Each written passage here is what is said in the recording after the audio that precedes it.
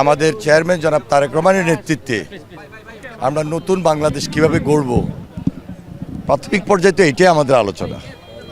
দেশের মানুষের প্রতি শ্রদ্ধা সম্মান রেখেই আমাদের নেতা জনাব তারেক রহমান ইতিমধ্যে কিভাবে নতুন বাংলাদেশ গড়বেন সবার সঙ্গে আলোচনা করবেন, আলোচনা করছেন।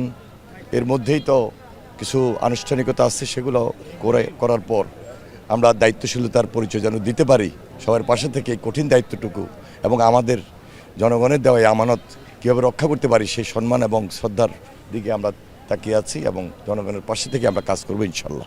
ওয়ালটন বিএলডিসি ফ্যান, খরচ বাঁচে 65% পর্যন্ত। ওয়ালটন বিএলডিসি ফ্যান ছড়ায় স্বস্তির সবুজ হাওয়া। এটা তো পার্লামেন্টে যখন বসবে, পার্লামেন্টের আলোচনার মধ্য দিয়ে সব কিছু পরবর্তীতে নির্ধারণ হবে। তবে আপনারা জানেন যে 31 দফার ভিত্তিতেই আমরা সব কিছু সামনের দিকে কীভাবে এগিয়ে যাব সেই দিকে আমাদের বিশেষ নজর থাকবে ইনশাল্লাহ। আমরা অনানুষ্ঠানিকভাবে 17 তারিখ কথা শুনেছি। এই ব্যাপারে কোনো কথা আমি এই মুহূর্তে বলতে পারবো না, কারণ এটা সম্পূর্ণভাবে নির্ভর করবে মন্ত্রিপরিষদ, বর্তমান সরকার এবং নির্বাচিত সরকার যিনি প্রধান সংসদীয় নেতা তিনি সবচেয়ে ভালো বলতে পারবেন।